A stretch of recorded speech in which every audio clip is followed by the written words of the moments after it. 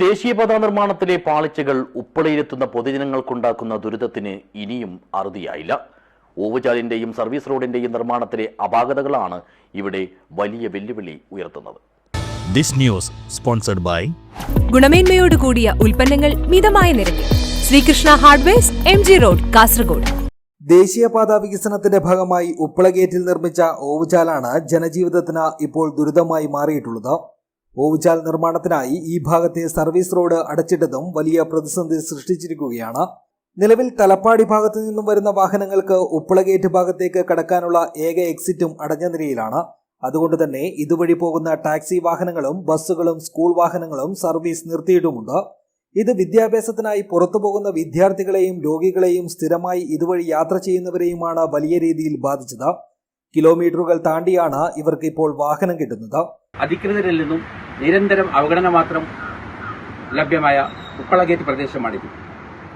ഇവിടെ ഏറ്റവും തലപ്പാടി ചെങ്കള റൂട്ടിൽ ഏറ്റവും ഇടുങ്ങിയ അണ്ടർ പാസേജ് നൽകിയിട്ടുള്ള ഒരു പ്രദേശമാണ് ഉപ്പള ഗേറ്റ്. ഒരു ആംബുലൻസ് പോലും കടന്നു പോകാൻ പറ്റാത്ത രീതിയിൽ.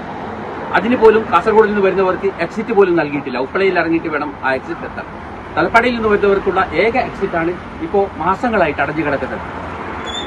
ഇവിടെയുള്ള നിരവധി കുട്ടികൾ, വിദ്യാർത്ഥികൾ, മംഗലാപുരത്തേക്കും മറ്റു ഉന്നത വിദ്യാഭ്യാസത്തിനും മറ്റും പോകുന്ന പിഞ്ചു കുട്ടികളടക്കം ഇവിടെ സ്കൂളിൽ പോകാനോ വാഹനങ്ങൾ ലഭ്യമാക്കാനോ മണിക്കൂറുകളും കിലോമീറ്ററുകളോളം നടക്കേണ്ട അവസ്ഥയാണ് ഇപ്പോൾ ഉള്ളത്.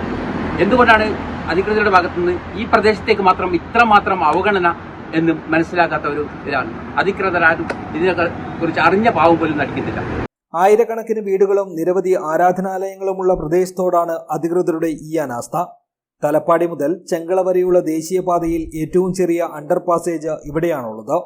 കാസർഗോഡ് ഭാഗത്തു നിന്നും വരുന്ന വാഹനങ്ങൾക്ക് ഈ അണ്ടർ പാസേജിലേക്കുള്ള എക്സിറ്റ് പോലും അനുവദിച്ചിട്ടില്ലാത്തതും വലിയ പ്രതിഷേധങ്ങൾക്ക് കാരണമായിട്ടുണ്ട്.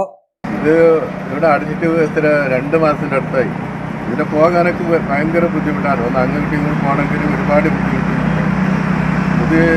ഇതിന്റെ വെള്ളമൊക്കെ നിറഞ്ഞിട്ട് ഇതിന് പോകാനൊക്കെ പറ്റുന്നുണ്ട്. ഇത് വരാൻ ഭയങ്കര ബുദ്ധിമുട്ടുണ്ട്. ഇത് സൈഡ് വെള്ളം നിറഞ്ഞിട്ടുണ്ട്. ഇവിടെ വയ്യുമില്ല വരാൻ.